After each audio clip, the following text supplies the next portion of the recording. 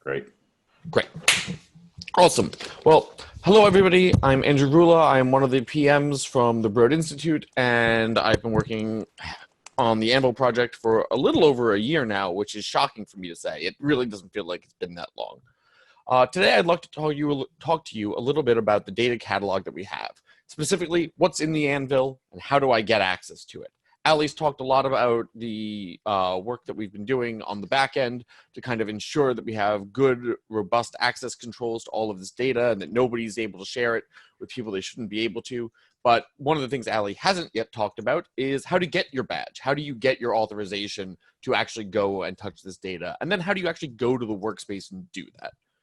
So I think it is important to start off with some learning objectives here. We're going to go through the AnVIL data catalog, talking about the overall data picture, and specifically a little bit more about CCDG and CMG, because that's what you guys care about the most as GSP members. We'll also be talking about some of the upcoming data sets, things you can be excited about and look forward to cross-analyzing with your data. We'll talk a bit about gaining access permissions, including how GSP has streamlined consortium access, which you can access right now, as well as the forthcoming external researcher access through using dbGaP and ERA Commons. We'll talk very briefly about how you're going to be able to explore your data in Gen 3 shortly to do some really great faceted search and some other options that will let you really take those data analysis to the next level. And finally, we're going to talk a little bit about bringing your own data to augment the data that we have. If you have stuff of your own or things you have access to that aren't necessarily already located in the AnVIL, phenotype files, other derived files you've generated, things like that. So to start off, the AnVIL is an approved repository by the NHLBI for over 1 petabyte of genomic samples to date. This includes both public access and controlled access data sets, including things like 1,000 genomes, which you'll see a little bit later today, as well as GTEx, both version 7 and 8. We're expecting 9 at some point in the future, but that's still pending. For CCDG, we have Freeze 1 and 2 BAMs and CRAMs, as well as their associated index files. Freeze 1 and 2 exomes, where those have been generated. And Freeze 1 and 2 joint variant calls. For GSP members, we have a large mega VCF available for the Freeze 2 variant calls. We are currently in the process of subsetting those out per cohort, and those will be available in the coming weeks or months as those files are generated finally. For CMG, the Broad and UW sites have uploaded a number of final workspaces. Other sites are coming soon. They are in the process of ingesting. We've received some initial files, and we're literally, the files are flying as I'm talking right now. Consortium access is available for both CCDG and CMG via consortium whitelists, which are adjudicated by GSP itself, and we'll talk a little bit about that in a moment. dbGaP access to both are pending. We are hoping to get that set up shortly. We are in in-depth talks with dbGaP to get the final steps of that set. Forthcoming, approved already by our data ingestion committee, are a number of other data sets. Some of these represent multiple PHS and accession IDs like eMERGE. Others will be much more focused. We're expecting to see eMERGE, CSER, Ceph, Genomic Answers for Kids, Pediatric Movement Disorder Genomics. Some of the studies from the National Institute of Aging, in the National Institute of Mental Health. I know offhand the one from NIMH, we're bringing in the Insight cohort that's in PSY GHT.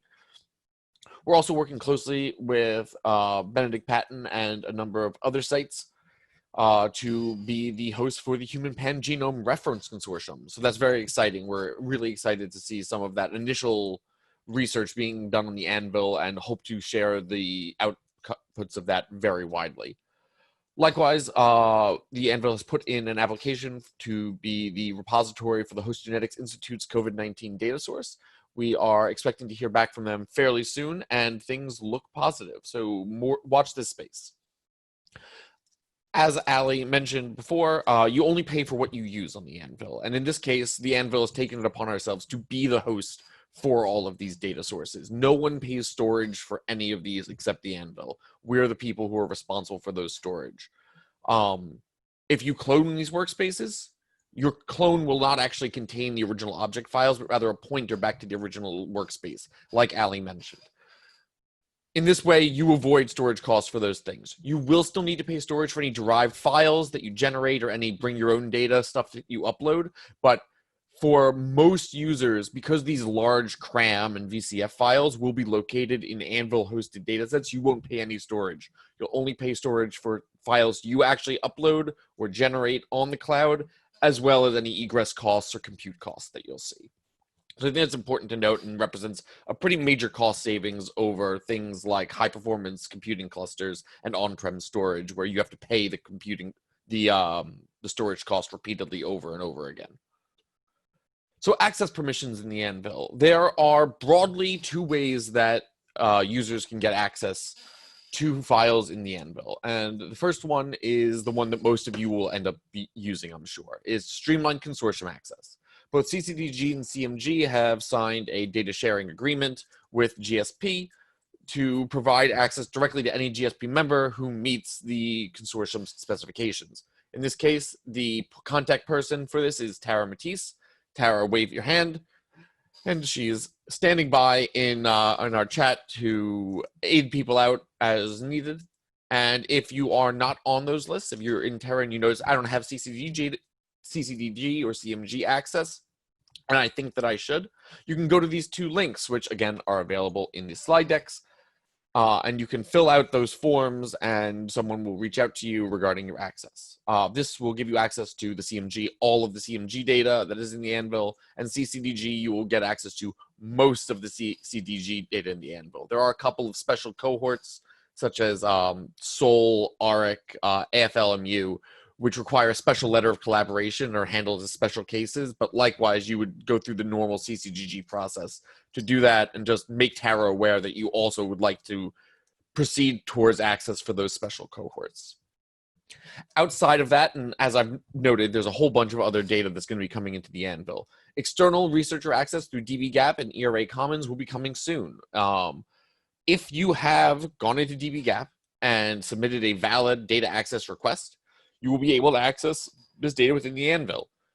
The way that we do this is by linking your ERA Commons address. If you go to the Terra profile page, once you are in the website, and simply you look at the profile, you will see a section off to the right where it explains the process of linking your NIH account. It's very simple. You'll see a section just like this in pink, and you will click log in to, in your case, link your NIH account. I'm relinking because I've already done so. You will have to re-click the button once a month to just reestablish that connection so that we can ensure that you still have access to the data sets that we saw last time that you logged in. But for the most part, it's a very simple process. It's one or two clicks. You put in your password. It's just like logging into Google on any other website. Once that's done, behind the scenes, overnight, the NIH systems will link up with Terra systems and make sure that all of the access is granted correctly. If you do apply for data access this way, please give it a day for all the systems to sync up properly. I haven't quite spoken too much about Gen 3, which is also a major component of the AnVIL. We are currently in the process of building a full integration with them, and you'll be able to use the Gen 3's Windmill browser to do faceted search, build synthetic cohorts, and eliminate really a lot of the overhead that you normally would experience with merging multiple cohorts into one. This should make cross-analysis across CCDG and CMG substantially easier. This will allow us to pull, the VCF files along with the genomic files. You'll get a really nice readout of the phenotypic files and allow you to build those synthetic cohorts that are going to be so valuable for finding really novel research avenues down the line.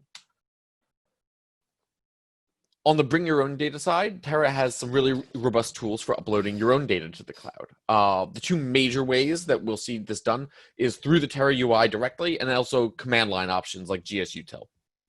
Terra has a built-in terminal that you can also use, but I know that from speaking to other people, a lot of the times the standalone command line option on your home PC is also a very good option.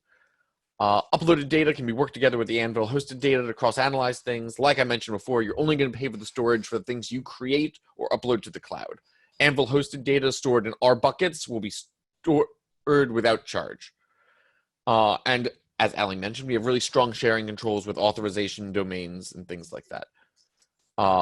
You can share your workspace with other users as readers, writers, owners, with a variety of different sharing permissions for those people. But no matter who you share it with, they will still be subject to the authorization domain set on the original data. There should not be a way for you to inappropriately share this data. That said, please don't test the system. You are still bound by policy. You are still set so that you will be liable if you improperly share your data outwards. So please be careful with things like that. You can see here the interface for uploading in the Terra UI. Command line's frankly pretty boring to look at. It's just the black screen with white text. I'm sure you've all seen those things before. But in the Terra UI, you can just click the upload button. You'll get a little screen where you select the file. You click it, it uploads to the bucket. It's that simple. It's as easy as you can be. If you've uploaded a file to any other website, it's almost the exact same process. This is great for single files, single small files like phenotypic files, which will probably be in the kilobits or megabytes type space. If you're uploading very large files or very large numbers of files, I strongly recommend using command line programs like gsutil. They can handle bulks a little bit better. They have more options for the transfers. But for single one-shot uploads, the upload tool works great. I've got a whole bunch of really helpful links here. The first one that we have listed is the data dashboard for the AnVIL.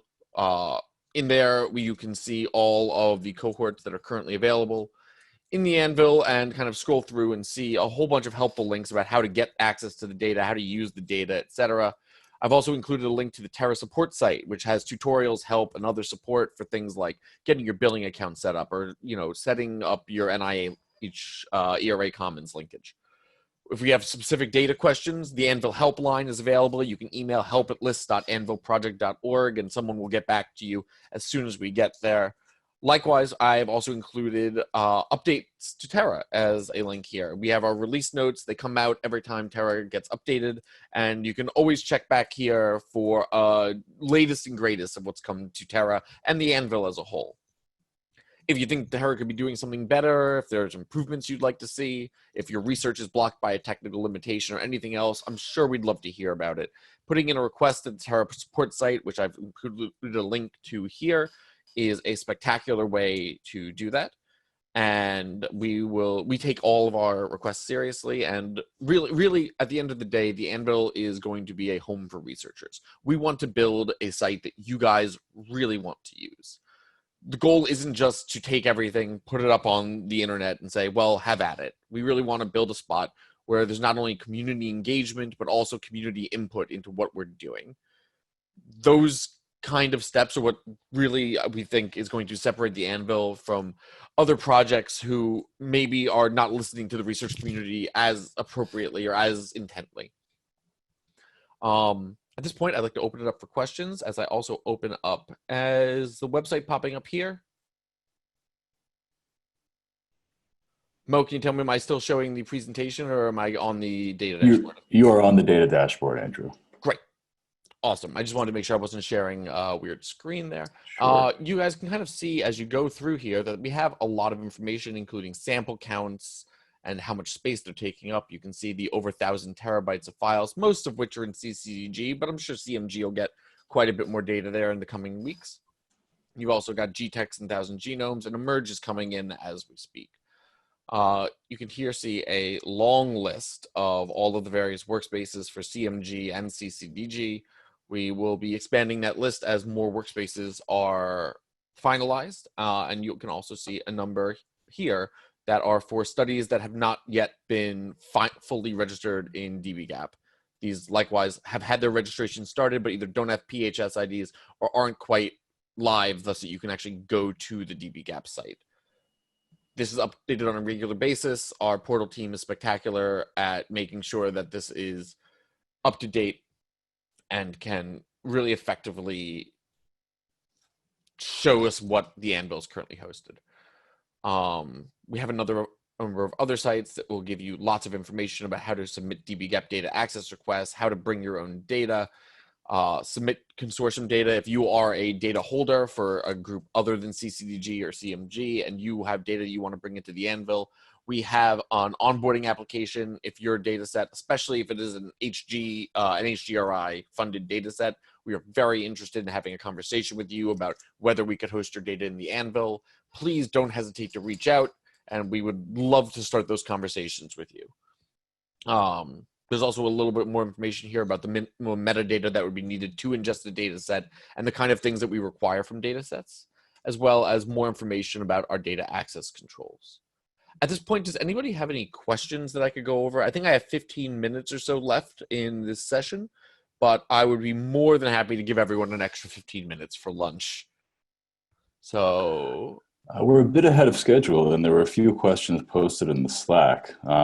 There was one from Ann O'Donnell Luria. Ann, would you like to ask your question?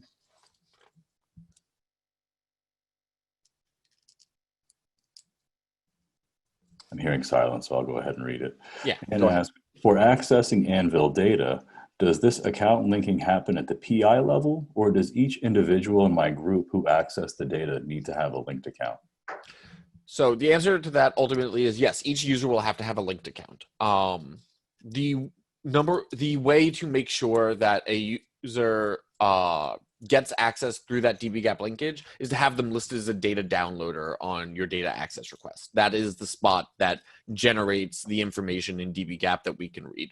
So if you have a number of users who want to access it in your lab or postdocs or things, you'll need to list them as data downloaders on your application, and their ERA Commons address will naturally pick that up. Sorry, I didn't have my microphone set up. Thanks. So it sounds like I haven't really even used dbGaP very much. I've been a data sequencer more than a data user. So it sounds like if I, when I put in my application, I'd more list the people in my group as opposed to everyone having to individually apply, right? Yes, you'd list the people as a data downloader, and then if your application is approved, it'll also grant access to those people via their ERA Commons address. Thanks. Next question. Any other questions? There was a question by Tyshell Turner. Yeah, can you hear me? Yes. Okay.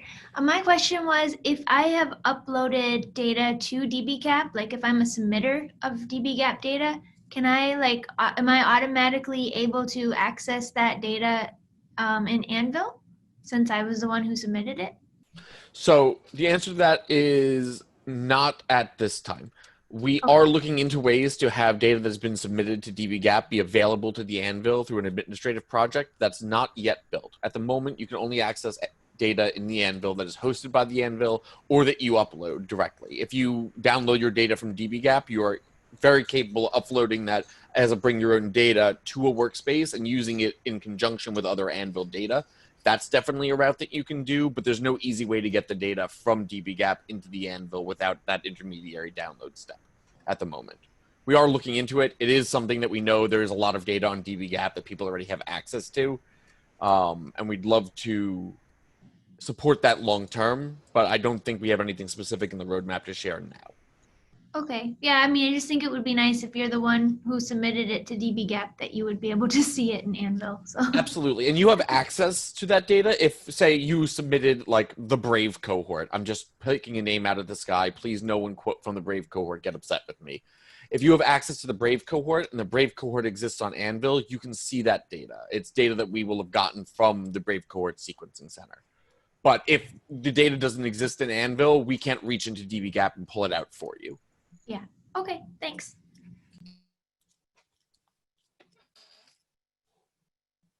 That covers the questions posed on Slack. Are there any additional questions for Andrew, Ali, or Mike or Anthony?